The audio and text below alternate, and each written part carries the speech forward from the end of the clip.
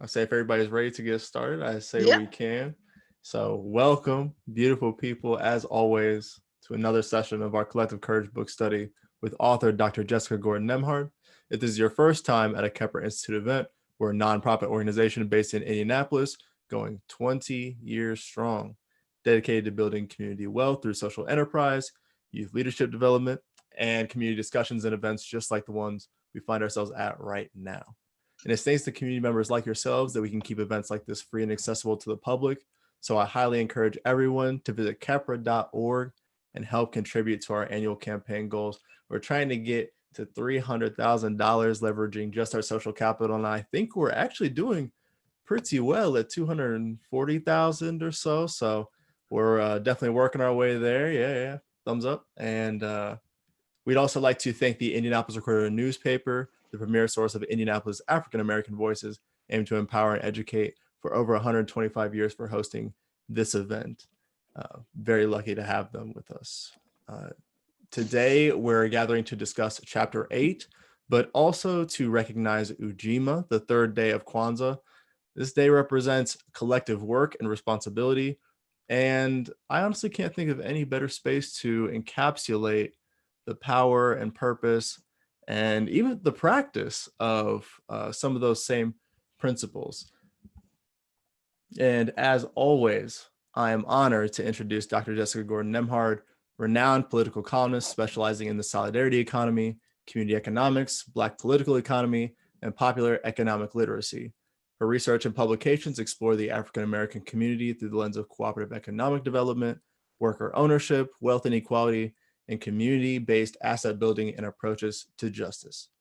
Her magnum opus, and the book we'll be delving into further tonight, Collective Courage, A History of African-American Cooperative Economic Thought and Practice, takes an in-depth look into the socialized approaches of our predecessors, and we are here tonight to see how we can apply those same approaches today. Without further ado, Dr. Gordon Nembhard. Thank you so much. I'm so excited, except that we're coming down to like the last three or something, so I'm gonna miss you guys. Yeah. Working down, Spending all this time with you. But welcome. Welcome to Kwanzaa. Hold on, I'm just pulling up my stuff. I need to do my land acknowledgements. So give me 1 second. So the first thing is to recognize the original occupants of the land for wherever you are, the First Nations, the original stewards of the land. We also definitely want to acknowledge our ancestors. It's also one of the things we do in Kwanzaa, but as you know, I do that every time I open a program that I'm on.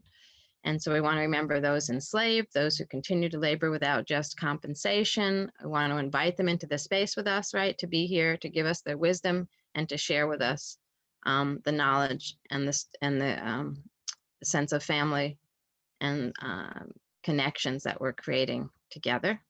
I also want to recognize the struggles of those who are combating racism, anti-Blackness, patriarchy, police brutality. Unfortunately, we still struggle against that. I'll acknowledge the movement for Black lives. And happy Kwanzaa. As Jeru already said, Habarigani, Ujima. Today is Ujima Day, collective work and responsibility. Tomorrow is Ujima, sorry. Ujima. Anyway, I'll just go with Ujima. I was just saying earlier, I'm really bad at, I need to learn my Swahili better so I can pronounce everything better. If you don't know Kwanzaa, right, it's an African-American holiday started by Malanga, gosh, I'm getting tongue-tied today. Malala Karenga. Thank you so much. I'm his age. I was trying to call him Maranga Kuana or whatever. Anyway, thank you.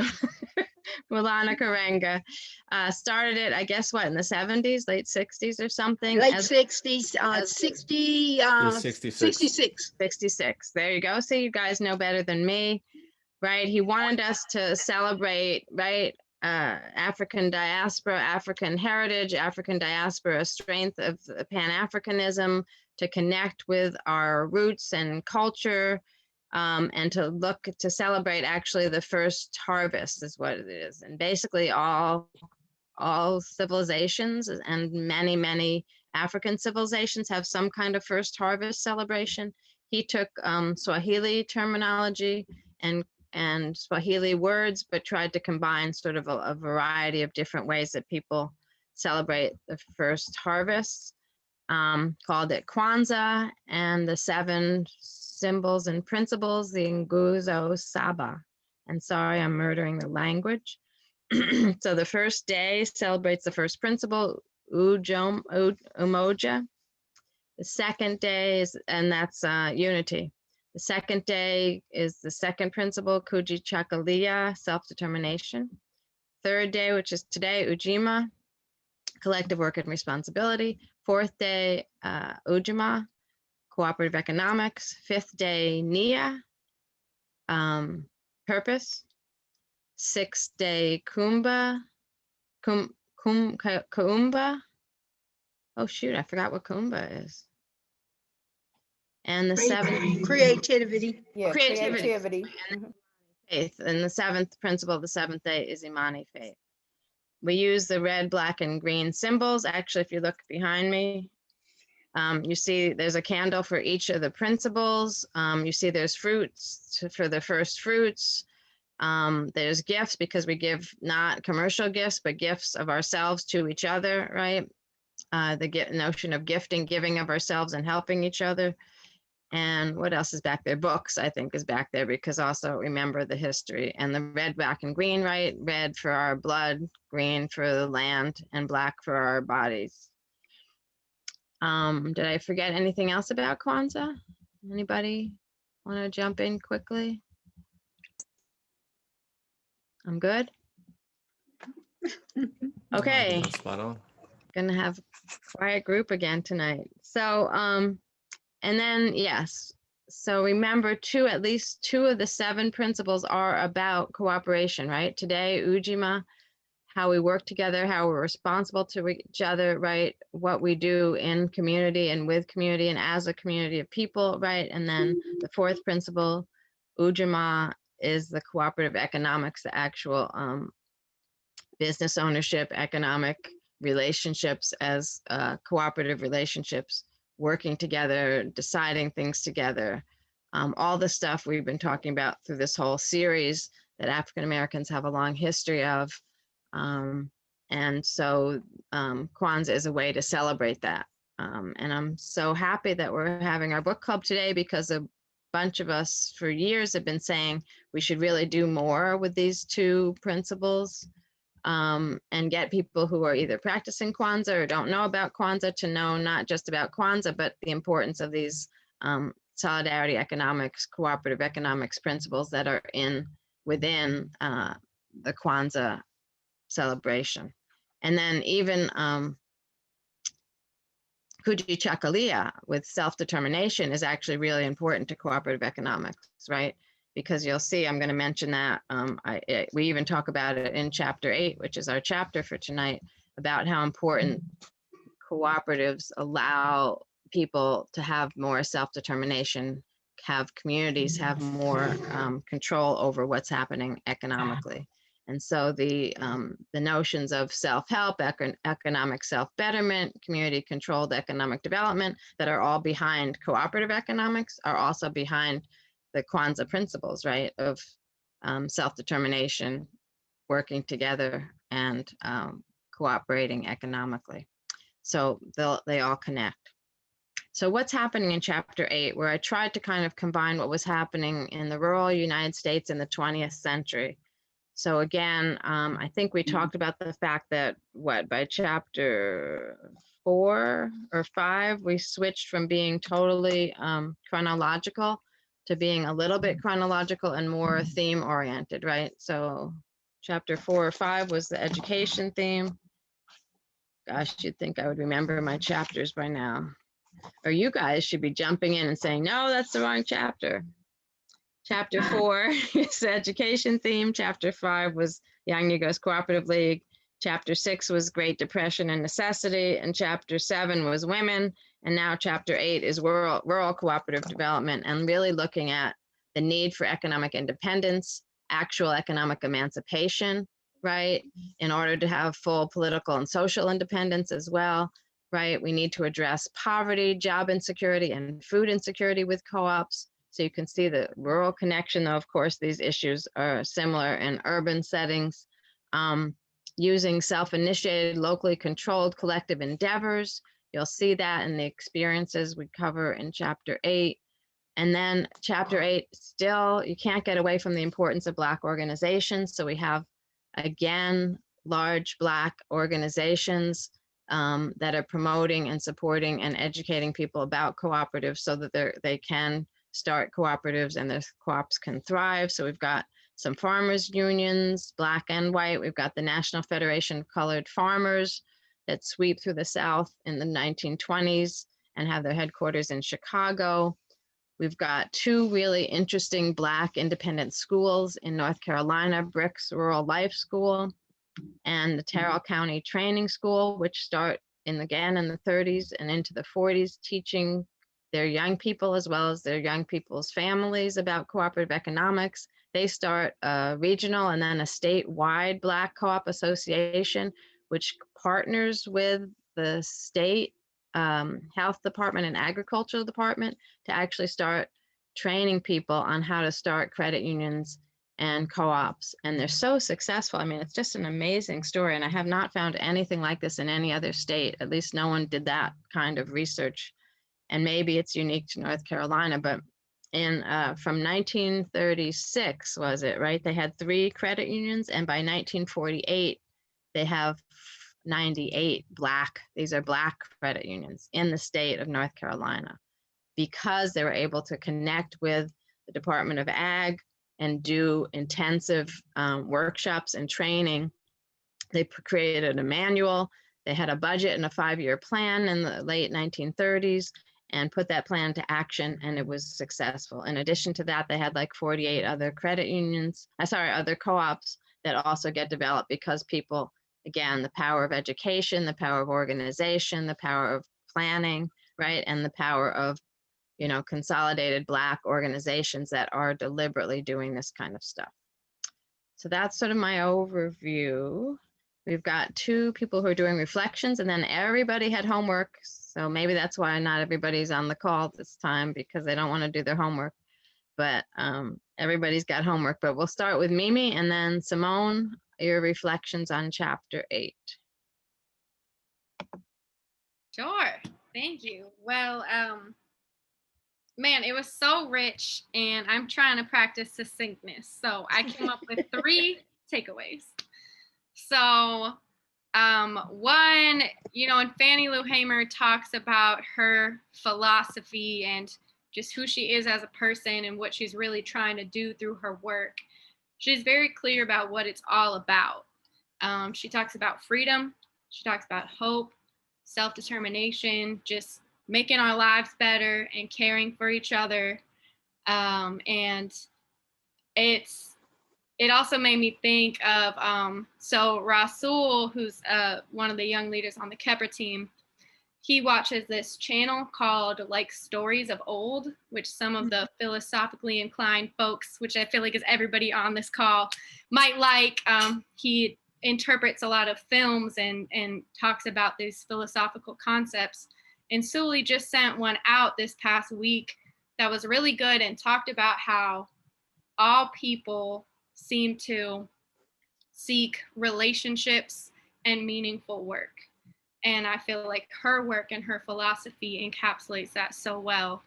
And that's a simple concept, but it's not easy.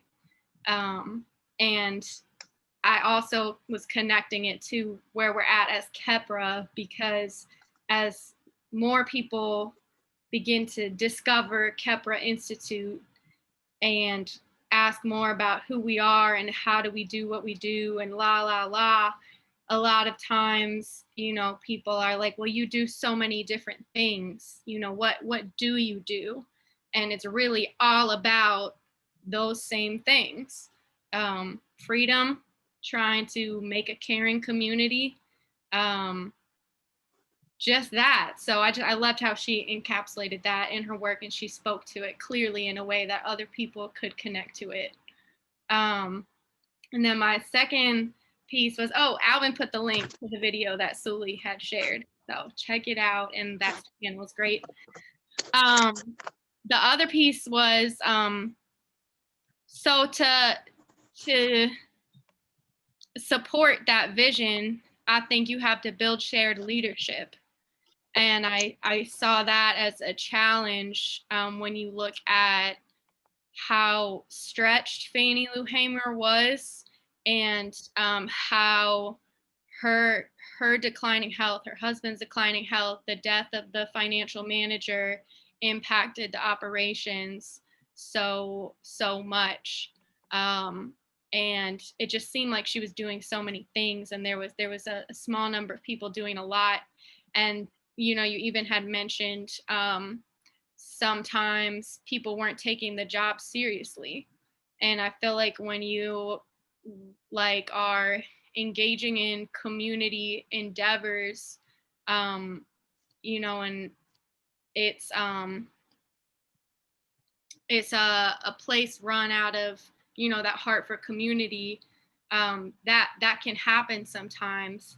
And so the importance of building a shared culture and values with your leadership team, and building the capacity of the present and future leaders who will help to bring that vision into the future, and to maintain that space.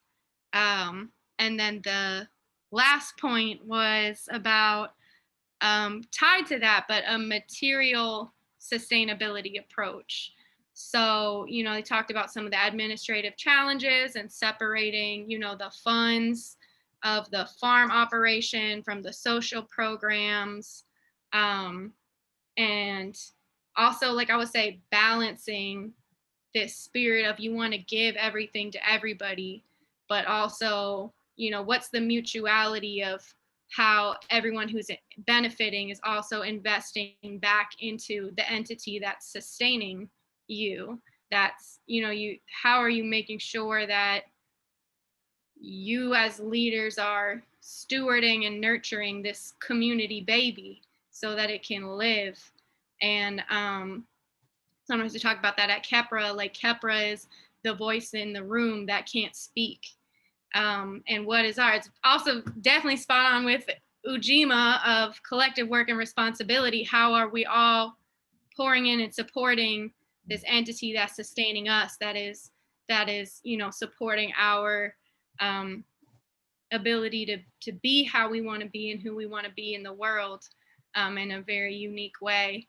And it's funny because we were just on a phone call today with a group that there's a farm in Indianapolis, and there was some leadership that was looking to make it a space of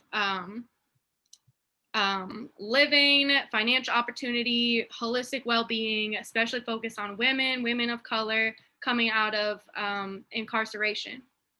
And there's been challenges over the last couple of years as they try to get it off the ground, of some of those very same things that she talked about, word for word in the chapter with the Freedom Farm. And it's interesting how you see that. And it also made me remember, so when we started the Community Controlled Food Initiative, which is our food co-op,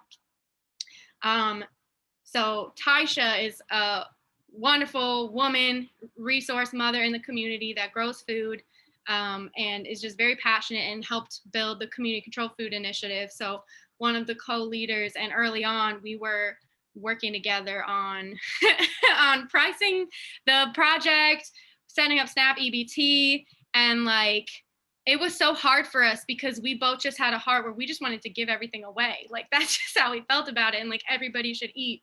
But Em and Mrs. Fair, who are more seasoned elders, they've run and maintained entities. They've seen entities go out of business.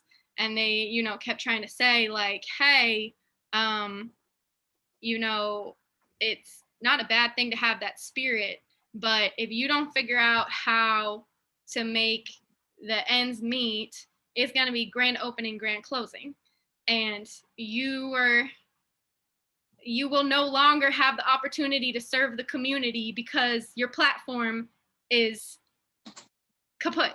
So just taking away that piece about what is your material sustainability approach that is that and we here we use the social enterprise model very heavily and just genuine authentic relationships, but also in the spirit of like self-determination. How are you creating something where you're providing something, you're using your skill sets, you're you have an engine that's going to continue to attract resources to support the work, and not just something that's dependent on maybe donations or things from other people that you can't necessarily control. Not that you shouldn't use those, but how do you also have your own independent funding sources that you control, and how are you understanding the numbers so that you are materially just being a steward also of your community baby again. But I love the chapter. I love the quotes at the start. It's just rich. I mean, I would definitely something I would go back and read over again, and clearly through some of the things I've experienced even in the last week can see that many of those challenges, those opportunities, and those lessons are still consistent today. So thank you. I loved it.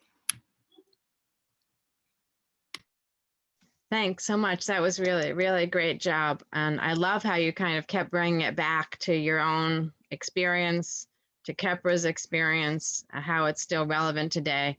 I'll just say briefly, and then we'll go to Simone unless somebody else has a specific comment to you.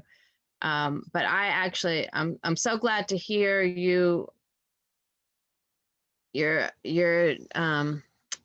reflections and distillation of the Freedom Farm experience, because it was actually probably the hardest of everything I needed to write about in this book, because, basically everything I read talked about it as a failure. And we talked about this before, right? We said this like early on in the series, right, about how do you talk about stuff that failed, but not as a failure. And this was one of those cases. Almost everything I read, even like when I was reading through the papers and the documents of the organization, the whole story just seemed like such a failure, such a flop. It's horrible, and Fannie Lou Hamer sort of dies and everything kind of dies with her. And I was determined I had to figure out how to tell it as lessons learned, right? Even though all this money got poured in and it didn't work. The whole vision didn't work, but I couldn't tell the story as a total failure. And I also was confused because there were other co-ops even larger that were doing well right down the street, 20 miles away or whatever. So it was really a struggle for me. So I kept reading more and more about the other co-ops. I kept reading and trying to figure out. I was never sure if I really told the story as one of lessons learned, but when I hear you talk about it, I'm like, oh, I did it. It worked. Right on. Absolutely. Yeah, I think that's how it comes across, and you definitely appreciate the beauty of all of the successes and what they did, and what you can still, learn from and take inspiration with that today. Right. And the other piece is we need to, I like to dwell on the stuff that everyone does right because it's more fun and it's right, but we also need to see it because we go through, most of us who are trying to do this stuff, we go through all the problems they had. People aren't trained, people don't know the business side, people are, want to feel good, but they don't know how to be responsible or accountable, so we're all suffering with that in all the stuff we try to do as a collective. So in some ways to gloss over that is actually the wrong thing to do anyway. Yeah. Yeah.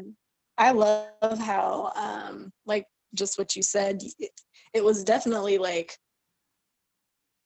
pretty heartbreaking to read about, you know, the repossession of the land. I had to like take a break when I read that because I'm just like, wow. But the way, you know, that it was framed, like Mimi said, was like, and how you said it was, you know, going through all of the challenges, all of the, you know, not hiccups, but, you know, what went wrong. But then in the end, how you framed it, like saying, I think something like the question isn't like why it failed, but why it lasted as long as it did. And then, you know, going through, okay, these were the things that happened, but these are the huge, like, powerful things that did happen that made it, you know, the success that it was.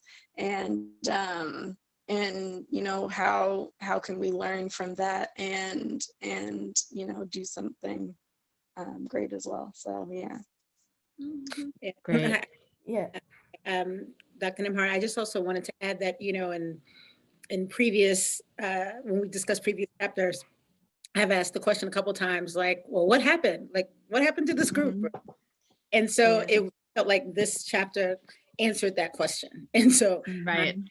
the fact that even though it was painful to excavate this, that you that you did provide some of that analysis. And I know one of the key takeaways, especially as we look at some of the other KI initiatives like the integrated fund or so forth, is that, you know, you really need to make sure that you have proper succession planning, that you're bringing people in at different levels of I don't want to say experience or so forth. So when that that leadership generation does, you know, retire, move on to other things, that you have people who are able to take up the mantle and move it forward. And then also, secondly, not conflating your social mission, which is, you know, extremely important, with the financial sustainability. Right. And so that you have to have both. And so you could, you know, as you said in the beginning, you could want to do all kinds of good in the world. Well, as Mimi, so you can want to do all kinds of good in the world. And you don't want to run a capitalist system that, you know, under the principles that currently exist, but you do have to be, you know, financially sustainable. Right. That you build that in. And so, you know, I remember as I was reading, I was thinking Dr. Nembhard is probably saying, just read chapter 8. Yeah, you want the gory details? Here they go. Here they are. Mhm. I wanted to say, oh, I'll wait till Dieter gets done. Yeah, I was just going to say real quick. And lastly, you know, again, just as last 2 weeks ago, we talked about Nanny Helen Burroughs. Like, I know, you know, living in DC, I know her as an educator primarily. And again, I know Fannie Lou Hamer as a political activist, mainly. I had no idea that she also was, you know, at the forefront of really pushing these, you know, economic independence and economic liberation ideas. And so it was great to see this different side of her. And frankly, it, you know, even though things didn't turn out the way that I'm sure they would want to, but it made me admire her even more for her forethought and her savvy and understanding the complexity of the situation in the county. And I was going to say that, you know, for me, it's a truly an inspirational story because, you know, knowing about Fannie Hamer and her coming from a farm background, she wasn't, you know, she didn't go to school for these things that she did, but she was very rooted in the community, listening to them, what their needs were, and coming up with ways to do that and reaching out. And it talked about how, you know, she had to travel a lot to try to get the resources that were needed. So, you know, it speaks to me, again, that principle of Nia, purpose, and Kujichagulia, self-determination. And then, you know, again, you know, I don't know if she ever thought about it or considered, or in the context of doing things about needing to have a group of leaders that could work with her and that kind of stuff. She was just, you know, I feel like trying to get done what she needed to get done and maybe had not come to that point as of yet and ended up dying. But it just, to me, demonstrates that if you are purposeful, you know, with intention, and if you can, you know, reach out and work with community, what you can accomplish. And she did reach out to the National Negro Council of Negro Women and they helped her get the piggy bank and those kind of things. But, you know, for whatever reason, and I'm not sure, you know, why there wasn't like more of a collective cooperative, like, okay, let's nurture and build and develop on this. But she was able to accomplish a whole lot with, I guess, a team of 3, you know, in the context of her husband, herself, and the manager. But, you know, it's just inspirational. Couple things. Well, first of all, most businesses fail. Not even talking about trying to swim upstream with co-ops. So most capitalist entities fail. Most of those fail with all the expertise, all the training, all the capital, et cetera, et cetera. And that's not just Black businesses, that's white businesses. So the idea of failure in an economic lens, in a capitalist lens, is too limiting. Now, when we talk about sustainability, yes, we should talk about it in a very traditional lens too, like succession plans, like understand how these tools work and how to utilize these tools for our best interest. But I think we should also look at sustainability beyond the existence of an individual and beyond a particular lifetime. So Fannie Lou Hamer's work lives beyond her. It's sustainable. It's part of our succession plan through our culture and sustainability. The work you've done here with capturing the story for the rest of us to use and modify and improve on is part of the sustainability initiative. And we should rush to failure. We should go in prepared as best we can, but rushing to the next lesson to learn, not just for the particular container and entity that we're working in, but for others to say, oh yeah, here's what Kepler did in 2020, and with these particular experiences during this particular time, here's the things they did well, and here's the things that we need to all improve on, and then it will manifest itself, morph and change, and come up some other place, some other way, but maintaining the spirit of Ujamaa and Kwanzaa. Yeah, this is great. This is exactly the kind of conversations I was hoping this information would start and provide. So I love this. The other thing we have to remember about poor Mrs. Hamer, as she liked to be called, was she was actually very ill those last years. So it's even more amazing, all the traveling, all the theorizing, all the you know, collective work and responsibility that she took on with, you know, it wasn't just, right? Remember, she had a ruined kidney from being beaten in jail. She had some other stuff, but she ended up, I think she had she had diabetes, I think, and depression or something. Anyway, she was very ill. So, I mean, and her husband too. And then he had to take over managing the place. So they really did heroic stuff. But we know that, right, we can look back now and say, oh, why wasn't there a group of people helping them or with them, right? We can see it now, but at the time they were doing the best they can with what they had and pursuing this huge, huge dream, which was important for all the people involved, right? And then, you know, we don't even talk about all the affordable housing that got created. There were sewing co-ops and daycare co-ops and daycare, right? There was a whole ecosystem of stuff around the farming too that happened. And then I do love the way Imhotep was talking about, you know, that the part of the sustainability is this history, right? And us sharing it and talking about it and knowing, right? Explaining and talking through what we're learning and what we're knowing and what worked and what didn't work and that kind of thing is very important.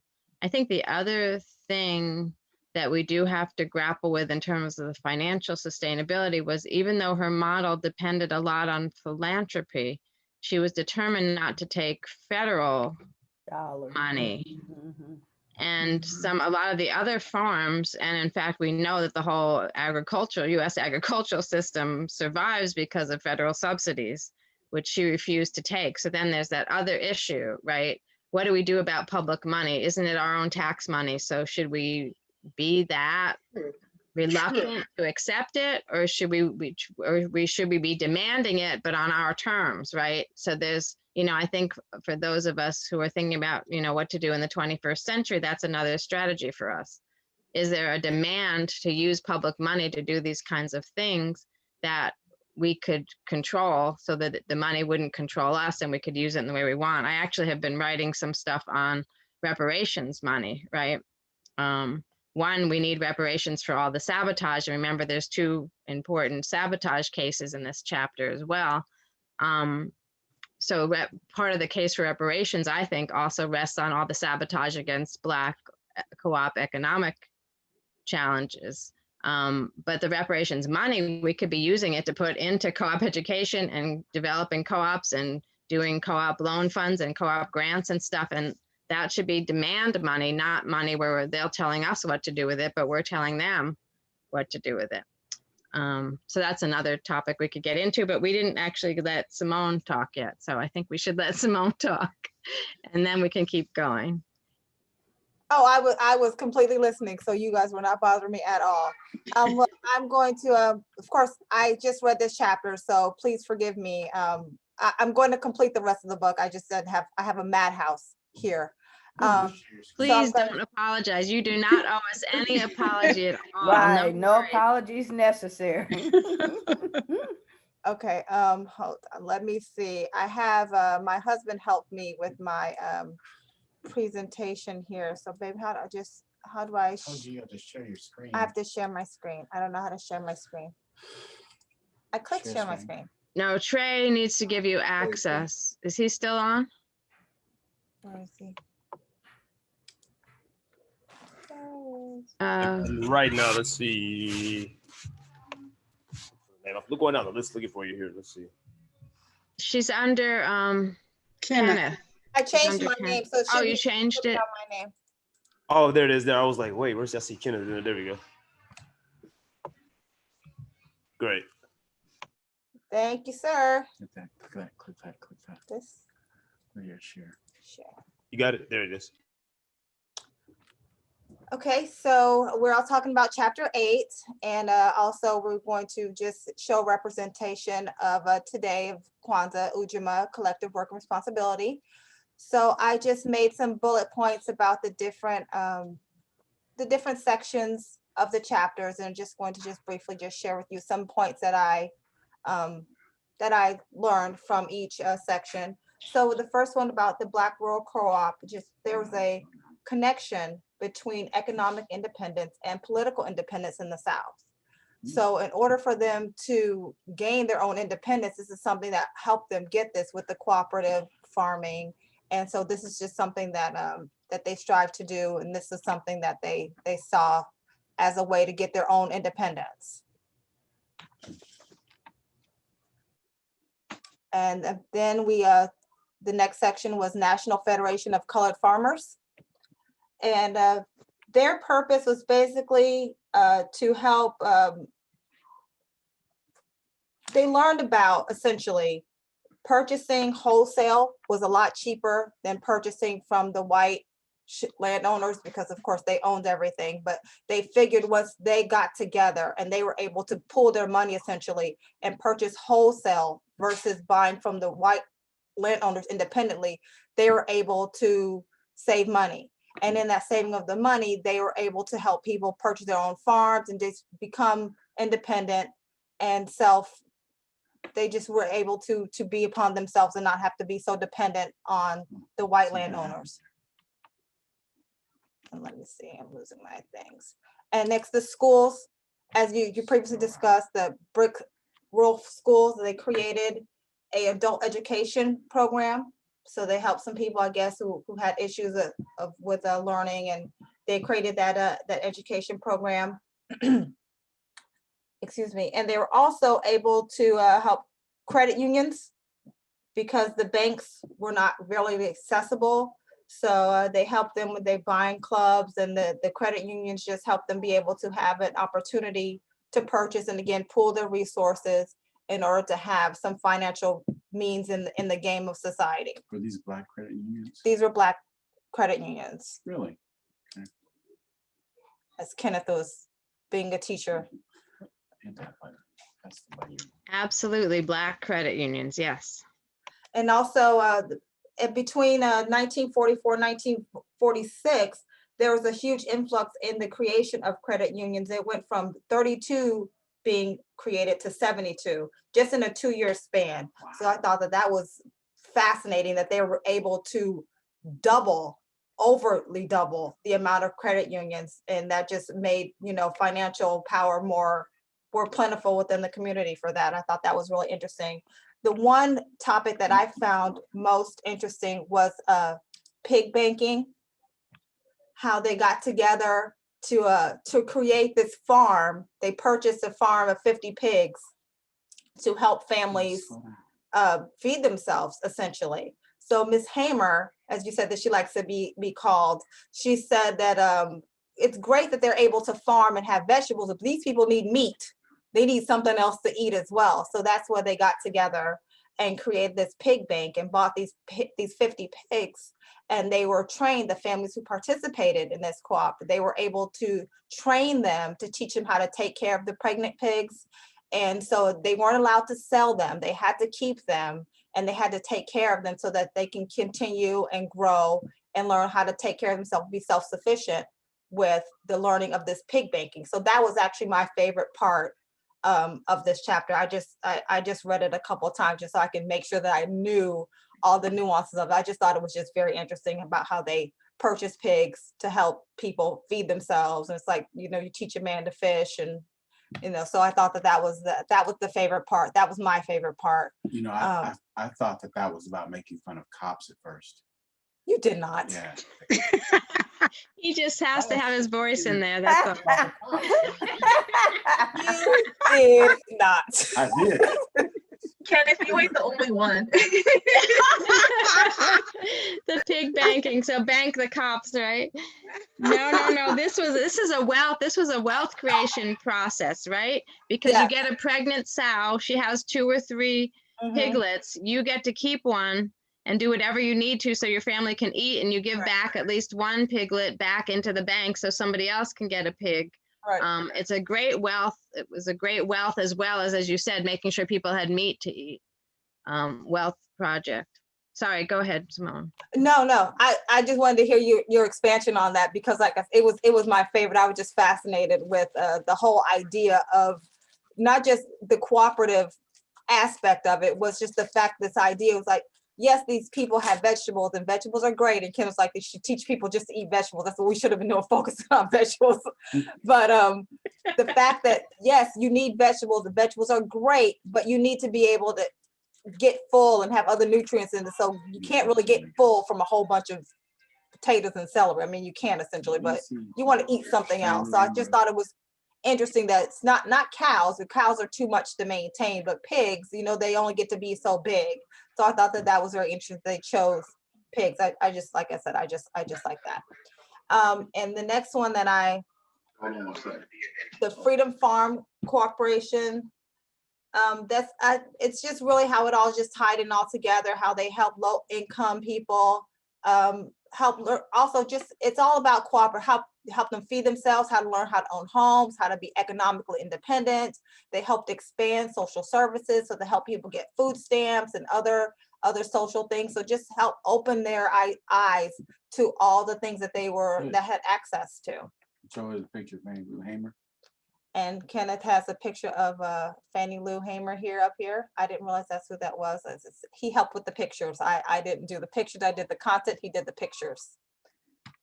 And I think the last one here is just maintaining the co-op, how it helped create and help piggyback other cooperatives. It just was the starting point to help them build and to help create and help the legacy going and help things keep moving in the right direction. So that was just that's everything I learned. I just took a lot of notes, so just trying to be very studious. That's what I really enjoyed it. Like I said, I liked how it really tied into the day of Kwanzaa with the cooperative. I thought that was just, I don't know if that was on purpose or it just seemed to work out very well. And I thought that was a really great tie-in to this chapter. And I thought it was just a really good way to share in this cooperative. I thought it was just a lot of different tie-ins to just the one chapter. Yeah, you're right. I mean, it's, I guess, what is it called? Serendipitous, right? And the universe was looking out for us because we were supposed to have started earlier in August, right? In which case we might have been done by now, or this would have been our last program. But anyway, I love the way you connected the Kwanzaa principles to a lot of the things that you learned in this chapter. So I really appreciate that. Yeah. Well, thank you for allowing me to be a part of it. It was a lot of fun. I really enjoyed it. Good, I good, wonder good. why, Yeah. why do you think that the rate of those of the banks, the credit unions have decreased? I suspect that we haven't had that rate probably since the late 40s. Why do you think that has? Why do you think that diminished? If that's something you can speak on. So I can speak a little bit on it. There's two issues. The first issue is it was relatively unique for North Carolina. It's the only example I saw where so many Black credit unions were created in a period of time. And from I think there were 2 or 3 sources I had for that information for North Carolina. It really looked like it was that coalition that started with those 2 Black schools, Bricks Rural Life and Terrell County Training School. They created a coalition, and then the coalition went statewide and made a coalition with the ag department, the statewide ag department, and that coalition, right, had a 5-year plan. They created a manual. They went around the state doing workshops, giving out the manual for free, and the manual was about how to start a credit union, how to start a co-op. So they did train, it was an intensive education training program, as well as an intensive, I guess what we would call now a public-private venture, right? So the private being the Black co-op movement in North Carolina, and the public being the North Carolina Department of Agriculture. I don't know who was the head of the Department of Agriculture at the time, why they were so supportive.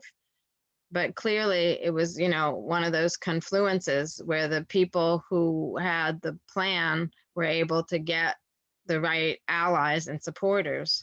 And the 5-year plan worked, right? Again, it's another story. I don't know what happened to all those, 46, and eventually by 1948, I think there were 98 credit unions or something. I don't know what happened to all of them or how long they lasted. But we know that effort worked. What we know about now is that there's actually a decline in credit unions, especially a decline in small credit unions.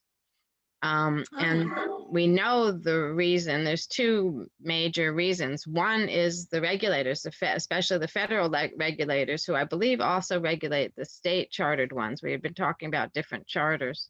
The federal regulators do not like small credit unions.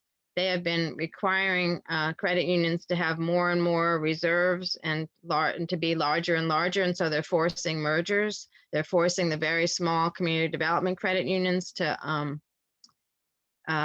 disband or to join a larger credit union. So the movement right now has been to merge credit unions to force the smaller ones into what's called receivership, and then either let them die or have them become a branch of some larger one. So it's actually a real problem. In fact, in the South, there hasn't been a new charter for a community development credit union in like 20 years or something.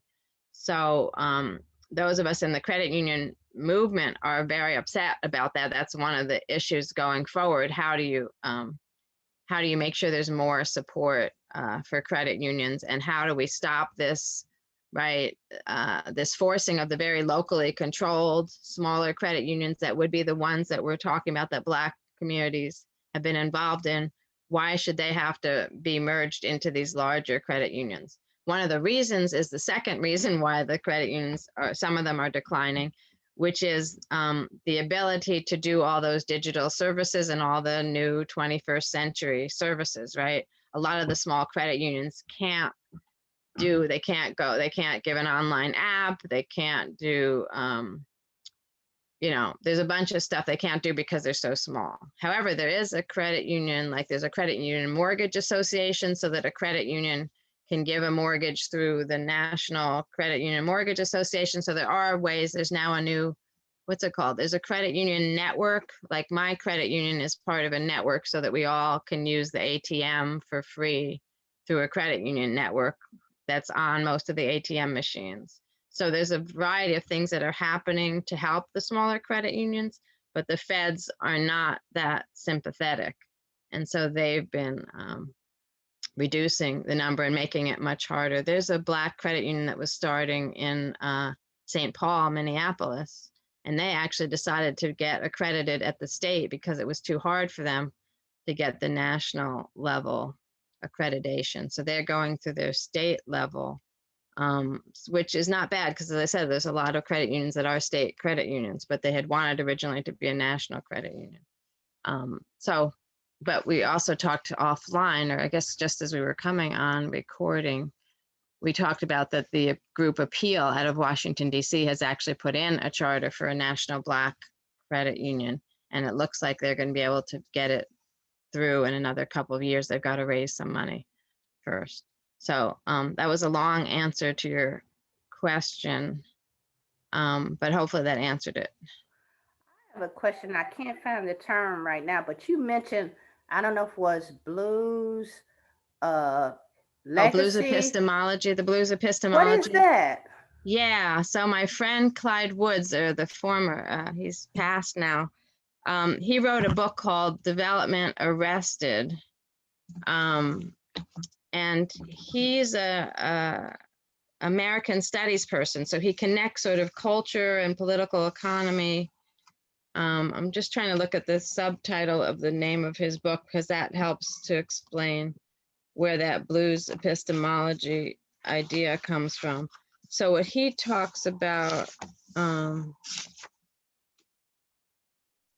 the blues and plantation power in Mississippi Delta is the name of his book. Development Arrested: The Blues and Plantation Power in the Mississippi Delta. But what he did was, he says, if you look at what musically and spiritually the blues are, it's a similar system to co-op development and solidarity economics, right? Because the notion is, right, a single voice, right, the musician doing improv, but listening to the other people in the band and everybody creating some beautiful music together, right? Mm-hmm. But blues is different from a lot of other music because it really is about, right, everybody sort of doing their own thing, but listening to each other. And so collectively creating something new and different, as opposed to everybody reading a score and everybody having their beat that they have to write. So he's saying that this blues culture that's in the blues music, you can also find it in the social economic strategies and relationships that Black people, especially in the rural South, were practicing. And that their attempt at against the plantation bloc, their attempts against enslavement, their attempts to do community economic development through the centuries, their attempts to humanize economics, right, can all be connected to this, what he's calling this blues epistemology, this notion that together, right, we can be independent, but we're all together in this. We're improvising, but also creating some kind of joint, democratically creating a joint destiny. And that's the way that we want to operate. So there's sort of the spiritual, cultural, and then the economic, and he tries to combine them all and say this is part of our anatomy kind of thing. And that if we look through history, you can see that sort of every era of US history, Blacks are fighting against the oppression in these innovative ways, both economically and culturally.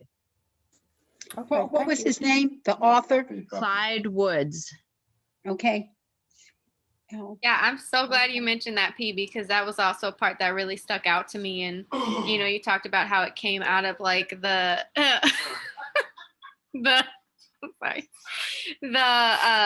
daily lived experiences of people in the community.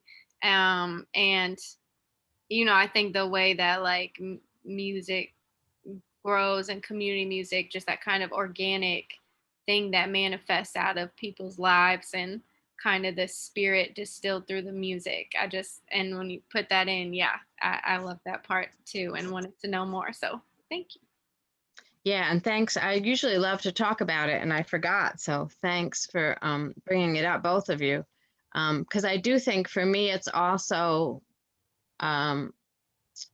how we can sort of understand cooperative economics, the part that's unique to African Americans, right? In the same way that sort of blues and jazz are unique to African Americans, a unique creation, connecting and using a bunch of different elements, right? And this is also that, right? So there's that sense, there's that spirituality, cultural, creative part, right?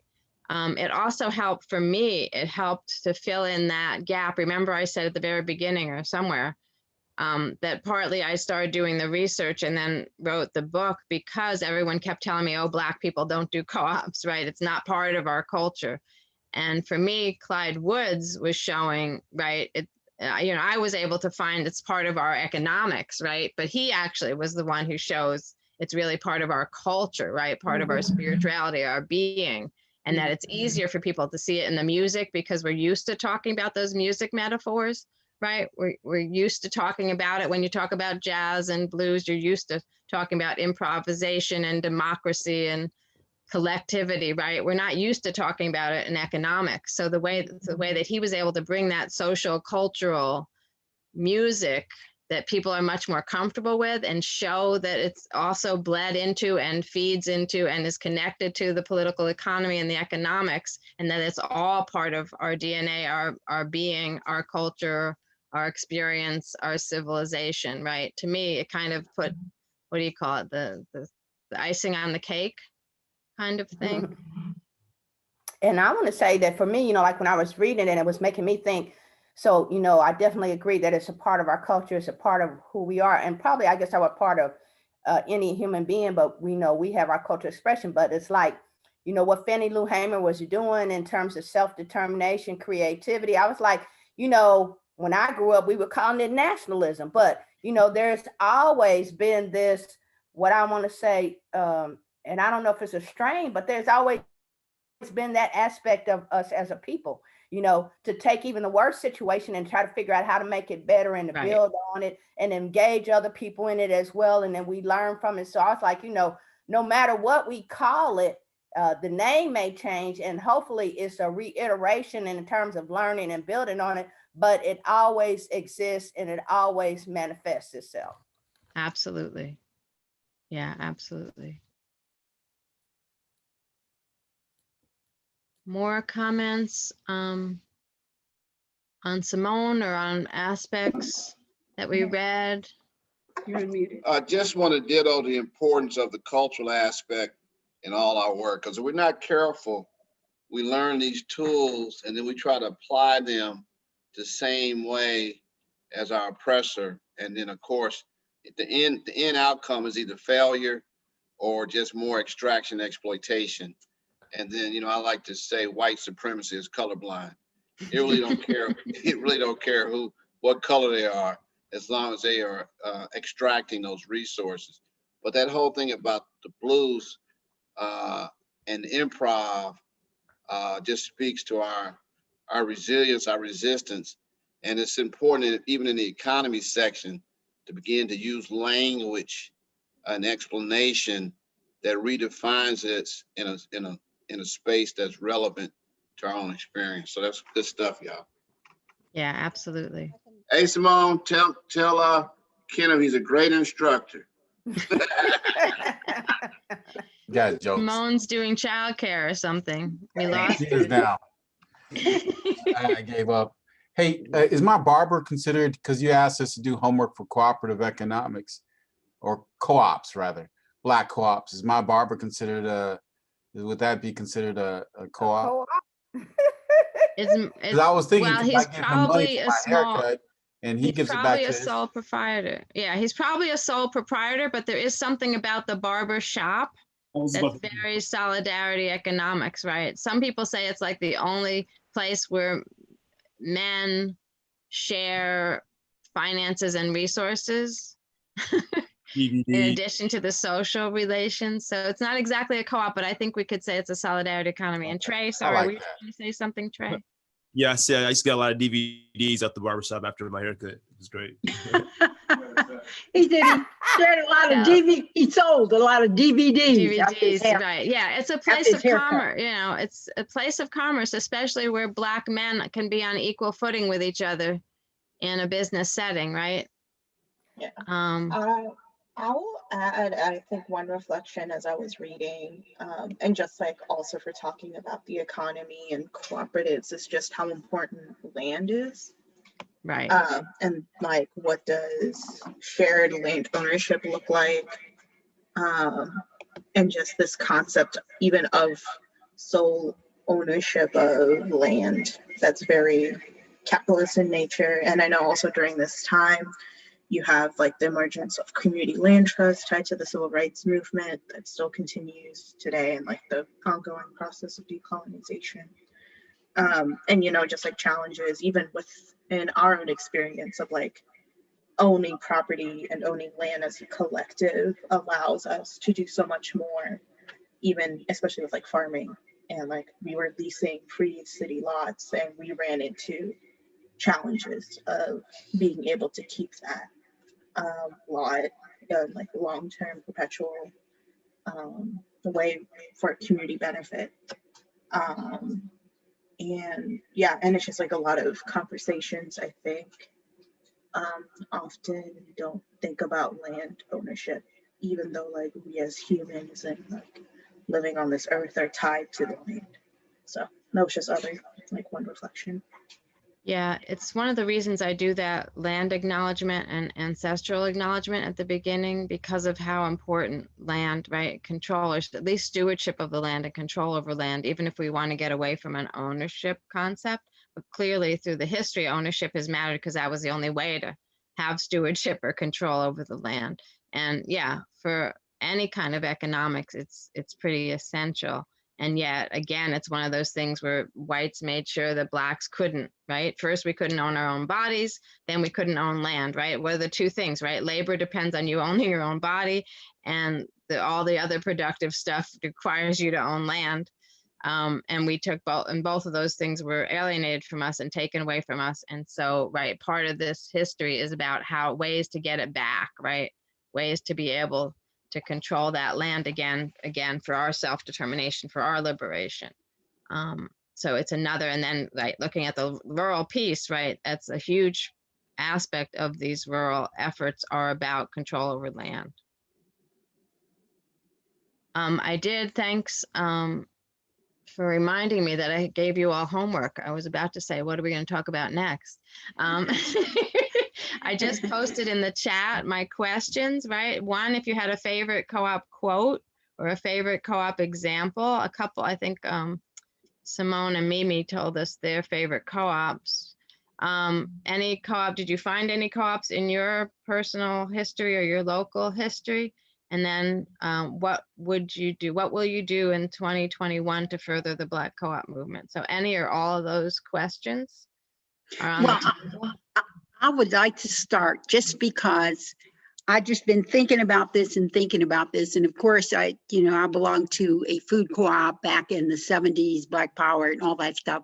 But my favorite co-op of all co-ops, when I was 5 years old in 1948, one of the neighbors, she lived at the end of the block, just around the corner. And she collected up the mothers in the neighborhood. I guess she was a retired teacher. And she said, the children need to go to kindergarten. Who's going to fix lunch on Monday? Who's going to do lunch on Tuesday? Who's going to do lunch on Thursday? And voila. And this was not daycare. This was truly kindergarten, because at the end of the year, she had a photographer come out, and I have my kindergarten class. It was about 12 of us.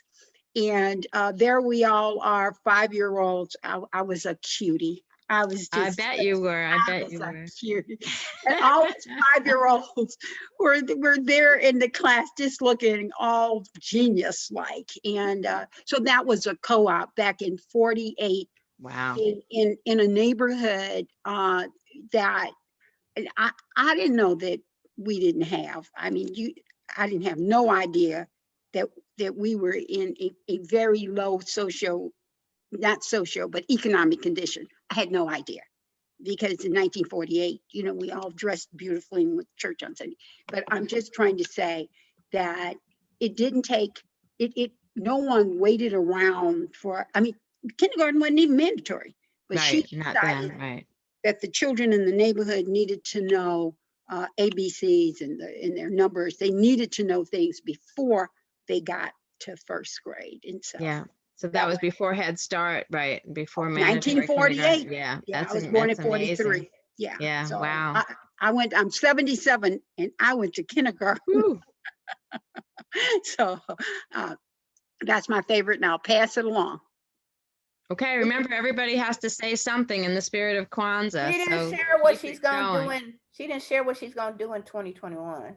Oh, in 2021, as far as collective work and responsibility and co-ops, I'm gonna do Kepler.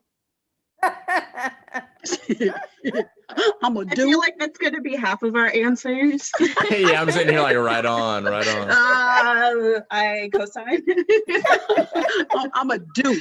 Yeah, but Ditto. I'm in operation, so it's not like I'm gonna work on one or two things. They will be looking in the whites of my eyes for every project. I'm a do, Capra. Okay, next. I'll go. So I'll speak a little bit to my family history. So just a little background. My great grandparents immigrated from South India to Malaysia under the British to work on the plantations, rubber estate plantations on both sides of my family. And so I'll give two examples. One example was that they were all involved in the plantation workers. So the National Plantation Workers Union. It was the National Union of Plantation Workers in Malaysia, which is the largest trade union in Malaysia. And both, so my maternal grandfather was really involved, and also even my maternal grandmother, who were both workers.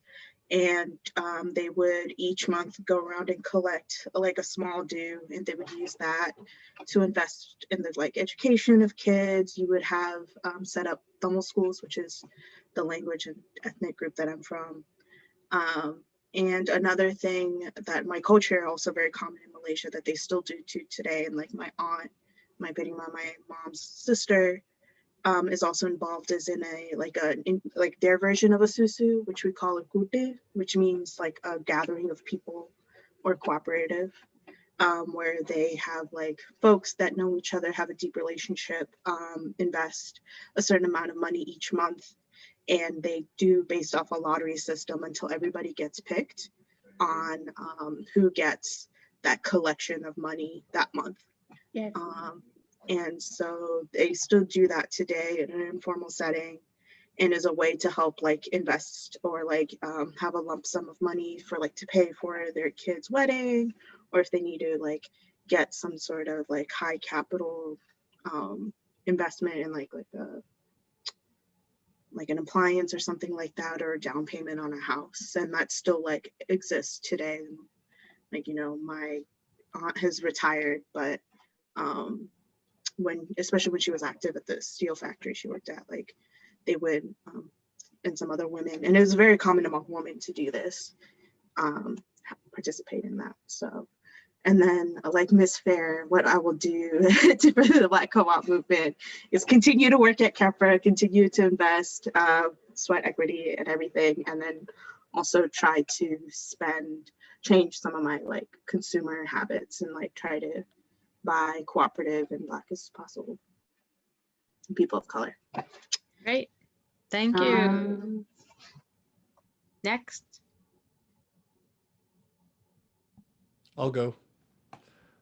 So I didn't find too much in terms of like I guess like standard cooperative models, but I was talking to my father, and because a lot of my basis in cooperative economic development, or even just like Black solidarity, a lot of that knowledge came from my father, and the knowledge he had prior to me coming along, some of the values he tried to pass down to me.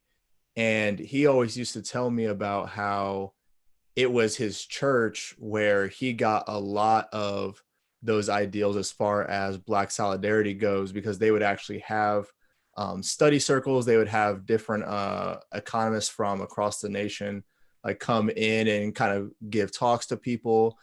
They had like childcare and education there. They had like food cooperative there as well.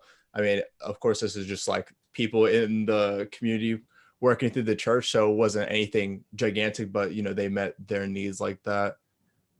So a lot of church activity in my family as far as those essential needs and those essential roles.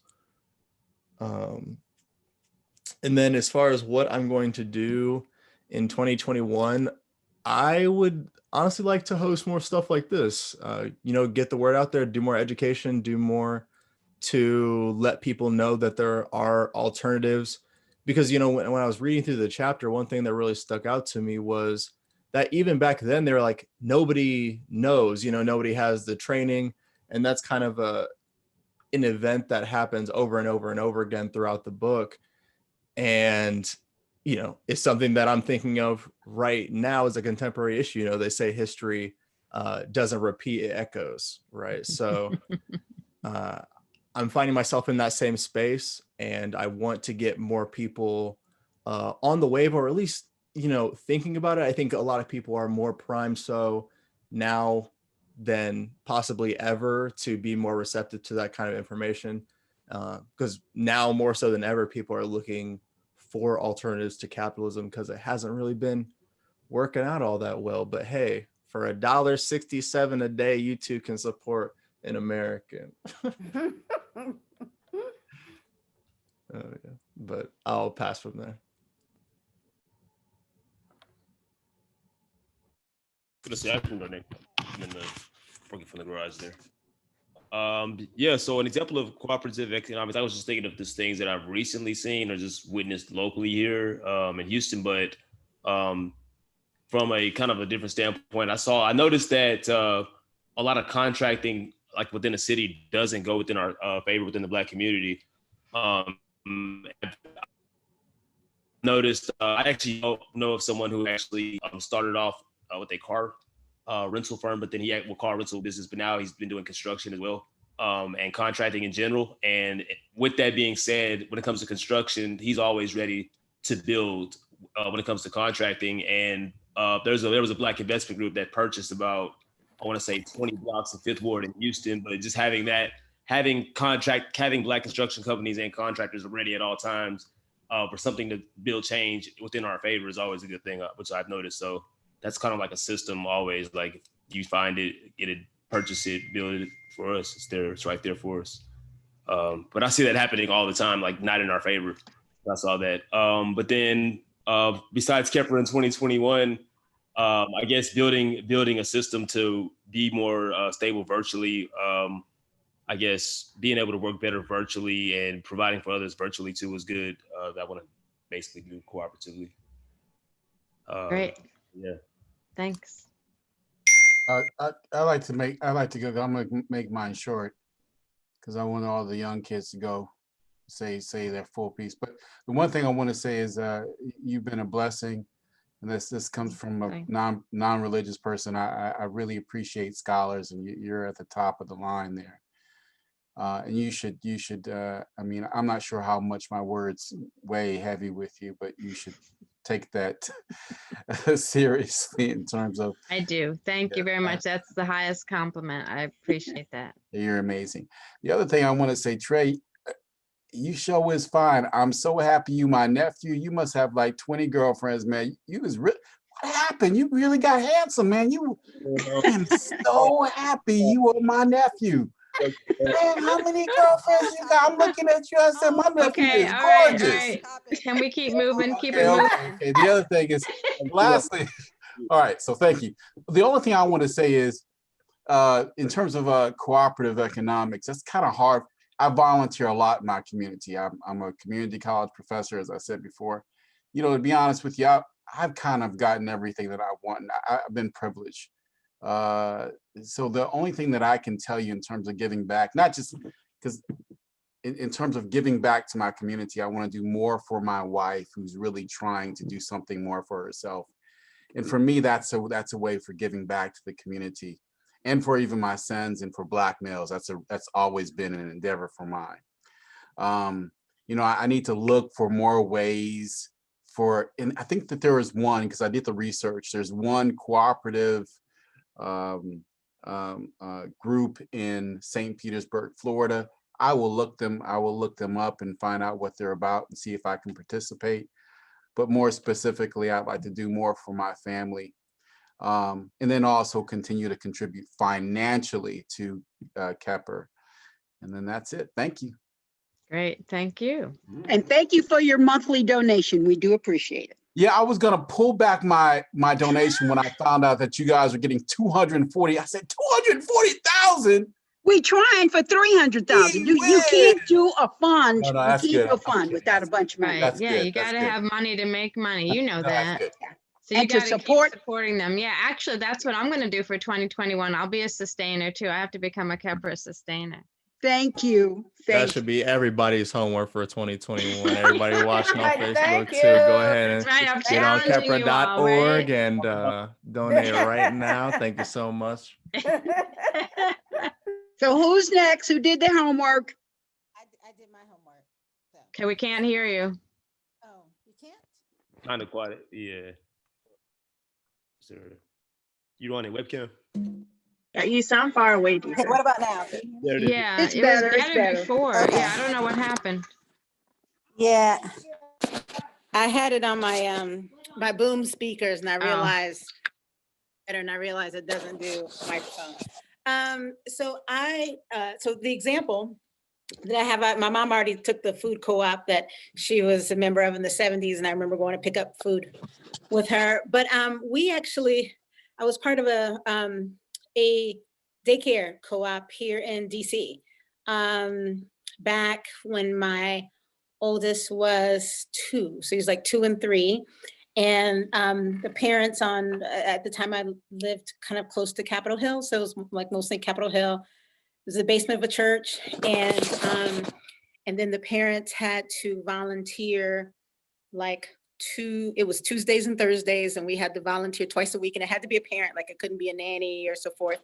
And so I usually would just like take off the morning so I could volunteer, and you'd have 2 parents and what they call the floater, and there were probably about 9 kids, and you would watch them, and it was a way it's kind of like a play group, but more structured as a play group, and the parents, their contribution to the co-op.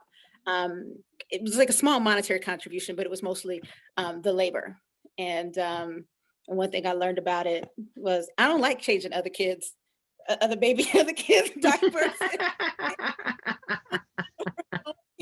remember a couple times I was like, I'm not trying to deal with some other person, kids, poop, but anyway. But it was interesting. The people weren't my friends. I met them through somebody else, but I did want Gabriel to have an opportunity to to play and be around other kids, because he was, at the time, my mother-in-law, took care of him during the day. So that's an example of a co-op. And in terms of what I'm going to do in 2021, I'm going to sound like everybody else in terms of my work with KI and working with PB and another colleague of ours, Nicholas, in trying to start up this integrated fund.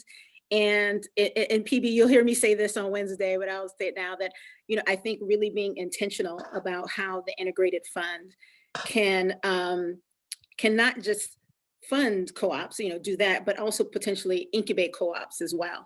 And so, if there are organizations that are interested in incubating, specifically incubating co-ops, how can we potentially support them?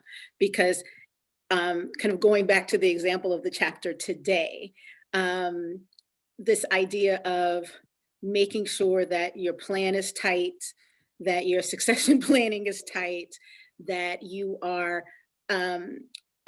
you're making sure that you're covering the different, any eventuality. And so just being very thoughtful about it. So how can the Kepler Integrated Fund, because I do think this is a very worthwhile model and could be, really beneficial for the community. I want to put a lot more thought into how the KIF can do that. And then also I will say, secondly, I will do more research in terms of DC. I mean, DC can be a fairly, we're backwards in some ways, but we can also be progressive in many ways as well. So I want to do more research into existing co-ops in DC, and A, join, and then B, if there's ever a post-pandemic, possibly go and visit and learn more about it, and possibly, make those connections. So those are the two things that I want to do this year and next year in 2021. Right. Sounds great. Okay. Who haven't we heard from? Jane, are you still on? I'm looking at my participants list now. Yeah, can you hear me? Yes. So I was thinking about this question, and I don't have any formal co-op stuff, except I was a member of a co-op when I was young and single for a few years. But I was thinking about my dad, who grew up in a very poor neighborhood in Worcester, Massachusetts, that was full of immigrants, his building. And he grew up learning bits of lots of different languages. And he worked for a butcher, and his pay was all the hamburger he could carry. So when he brought it home, that got distributed to everybody in the building. And that's the way the building worked. That's my nice. only link to that. But so I guess what I'll do in the coming year is, when the pandemic is over, I'll come help with the the community food initiative, like I did before, and hopefully that'll be soon. And I also have other book groups that I try to bring books. I have a book on not your book, because I don't think my white book club would buy into that. I don't think I could sell it. But we are reading Cast in a couple of my book clubs, and I've got a book on cooperative economics that we're going to read as well. So Sounds good. Stay in touch with KI. I'd just like to ask you, Jane, you said you were in a co-op. What kind of co-op was it? It was a food co-op. A food when co-op? I lived in Boston. Mm-hmm. Okay. And everybody put in work time and was a member. Okay, thank you. And Bella, did you go? Thank you, Jane. No, but I thought we were trying to let all the young people go first. Oh, well, I'm just reading down my list at this point. Okay, I can go next. It's Alvin. Okay. Oh yeah, Alvin, I just saw you on the list. Yeah. Oh yeah, you're good. So for 2021, my plan is to continue to hone my craft on my instrument in the Kepler blues, hip hop, jazz band, particularly the practice of listening, and supporting the younger and newer members in the group. So. What's your co-op example, Alvin? You only did half of the homework. I can't think of anything. Kepler, man, this is a co-op, man. Yeah, that was what I was going to ask an hour later. Dr. Gordon Nembhard, do you consider Kepler a cooperative? And if so, what's our product or service? You're probably a solidarity economy institution rather than a co-op. Technically, there is a very specific designation, and you're supposed to be incorporated under your state co-op laws, or recognized by the federal income tax as a co-op, and there's specific guidelines for that. So I don't actually know how you guys are filed. And so I'm assuming that you're not filed, you're not incorporated under Indiana co-op law. Or you can be an LLC, which follows co-op bylaws, and then that's where you get recognized by the IRS as a co-op. Or you can be the newest thing, and maybe this is where you fit in more than a solidarity institution, is a democratic self-managing nonprofit. So if as a nonprofit, you practice workplace democracy and shared leadership or self-management in that sense, then you can, we also have started counting that as sort of a cooperative, though you probably don't qualify for federal co-op law, but we would still in the co-op movement be seen as a collective or a co-op. So you guys, I can't tell you what you are. You guys have to say what you are. And mostly it's practicing. You have to practice those principles, right? Democracy, labor over capital, care for community, education important, right? Returns to use, right? So there is some aspect of being a co-op where people get back a dividend, right, from that. The other thing is all you people who are in credit unions, don't forget credit unions are co-ops. So you can't say you're not in a co-op if you're a member of a credit union. You might not operate on the democracy side of the credit union, but a credit union is a financial cooperative. And sorry, what was the second half of your question, Alvin? Well, it was what is, if KEPRA is a cooperative or an institution that supports solidarity economy, what are the products of that? Oh, well, education is a product, right? I mean, you're doing a lot of education. Aren't you also starting to incubate co-op? So your product is co-op development, and co-op education and other kinds of education. And then the investment fund, right? So investment is also can be a product. Somebody was talking about the incubation, not just doing the loan funds, but also the incubation. And a lot of the co-op loan funds are learning that they really need to do the technical assistance, right? They need to actually help people, not just give out the loan or the grant or whatever, but also help people to be the best co-ops they can. So you can, right? So all that is part of your product. True. And the cultural, right? I think you do a lot of cultural stuff. That's a product too. We don't, that's the other problem with capitalism, right? It makes us think products and capital, and we think it's only about money, right? But products, there's all kinds of products, right? Knowledge production, cultural, creative products, as well as the other stuff you guys do in terms of just pulling community together, right? And helping people to share what they know and do and work together in all the different ways to make your community stronger. That's a product. Thank you. You're and I am welcome. credit union because my mom was a member and she took me there to set up an account. Right. There and you her go. name may still be on the account somehow. I don't know. Yeah. So there you go. See, all this stuff we don't think of when we think of the words. I know we're over time, but a couple people didn't go yet, right? And J. Rue, please make the announcement about tomorrow night's Kwanzaa when we're all finished. Yes, of course. So, yeah, so I did not go. Oh, yes, Imani, right. I was just looking at you. You haven't gone yet, right? I don't have a example as far as the credit union, but I think you said like credit union or favorite quote. So I don't actually, maybe I might have heard that wrong, but when she said something, Mrs. Hamer said something about like the ultimate goal of total freedom. I thought that like it just laid it bare, just like, you know what's the goal? Just ultimate freedom. And that can mean so much for so many, or that can mean so many different things, but I think that encapsulates like kind of what what people are striving for when it comes to creating and being a part.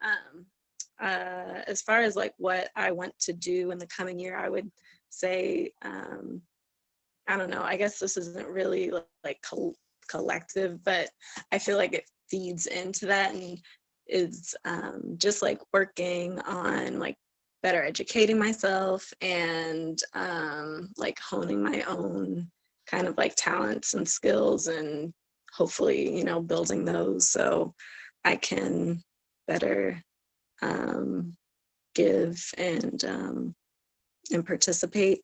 And then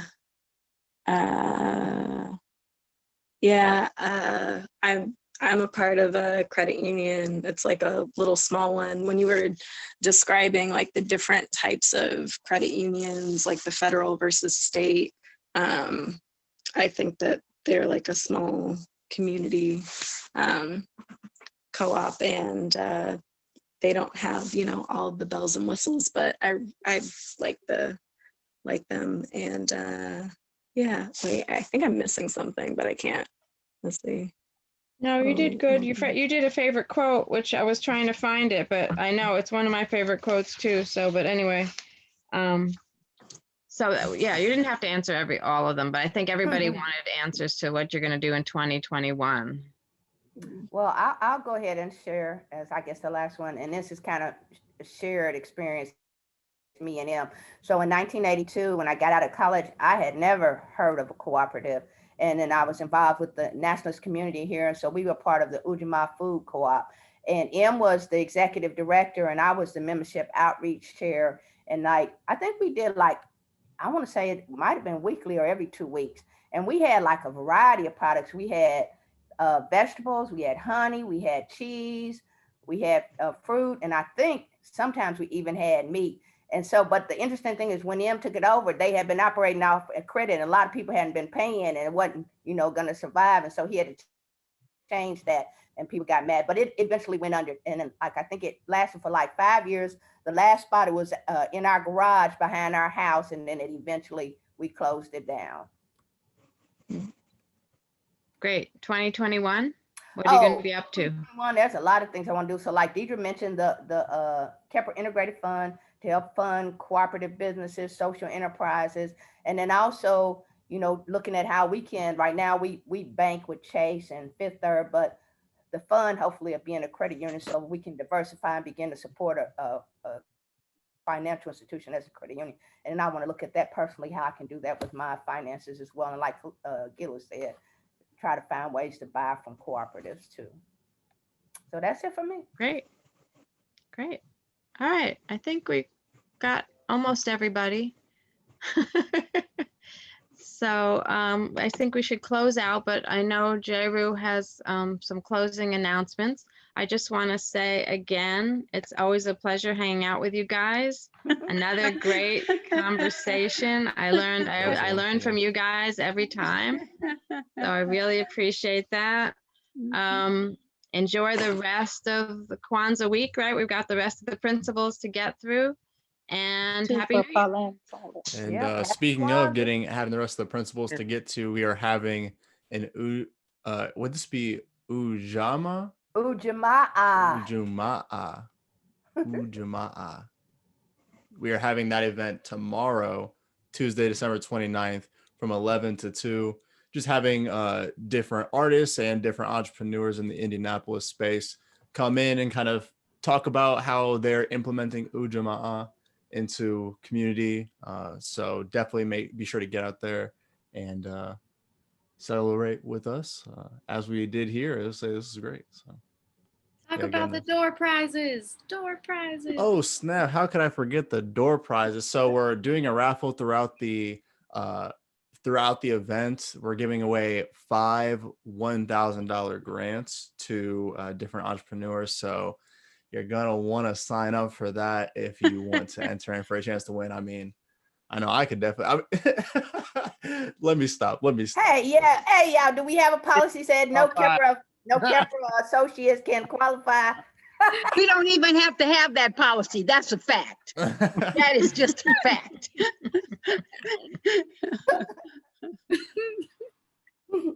I'll be looking at the names that come through. Look, trust me, if I draw like Jeru, then you know something is wrong. J-Ru, can you drop the link in the chat, please? Yes, I can. Give me 1 second. But again, that's going to be happening tomorrow from 11 a.m. to 2 p.m. Eastern Standard Time. So Is it virtual? Oh, yes, yeah. it is going to be virtual. Yeah. Please join us. Yeah. You're welcome.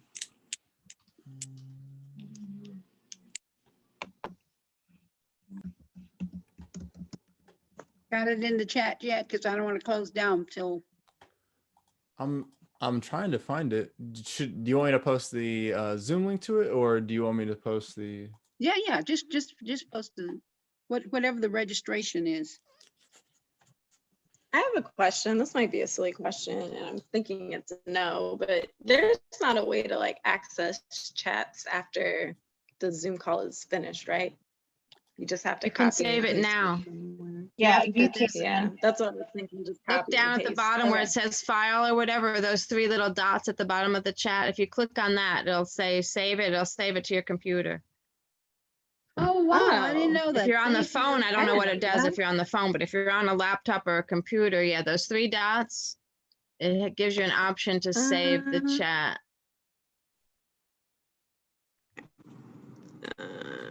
Okay, hopefully. And then you can click on it. It'll ask you to show the folder. See, it's not on the phone. It's not. Yeah, I don't know about the phone. Did you put But it in I the can chat yet? copy it. Yes, from- the link is in the chat.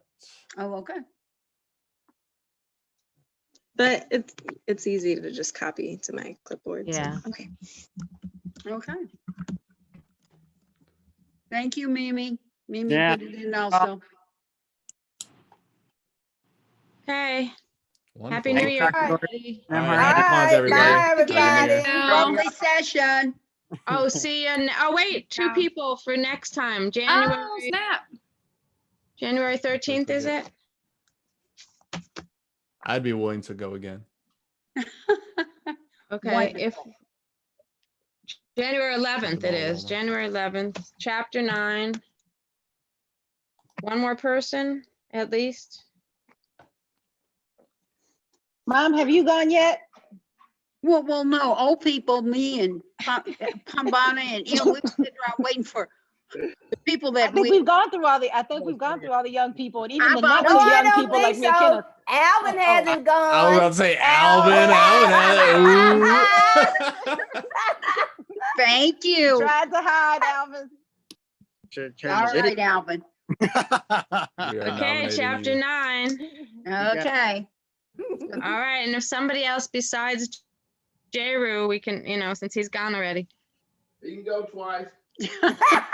Technically, this will be my 3rd time. So I know, I was about to say it's going to be his 3rd time, but that's okay. Wow. Unless somebody Why else don't we have wants to some of the go. not so young people? Mom, Trey is not PD, gone. Kim? Who Well, hasn't? Hey. Trey? That's right, Trey hasn't gone. Oh, Trey hasn't gone. Trey? No, Yeah, Trey, auntie and your uncle. take it away by all Okay, I'm means. putting Trey down. I'm putting Trey on my list now. Trey. Okay. Now, Trey, you family, man, so you better bring your A You gotta game. come correct, exactly, because you know we're gonna talk about you to the rest of the family if you embarrass us. I'm about to say they have full-blown You know I'll call your presentations. You mama got to be Trey. ready. You know I'll call your mama Trey. Not just a You pretty better come face. correct. Not just We'll- a pretty Call face. Call and invite her to the next one. There Exactly. you go. There you go. Good Presenting. night, everybody. Okay, Good night. Right. Uh, Thanks, peace. Good night.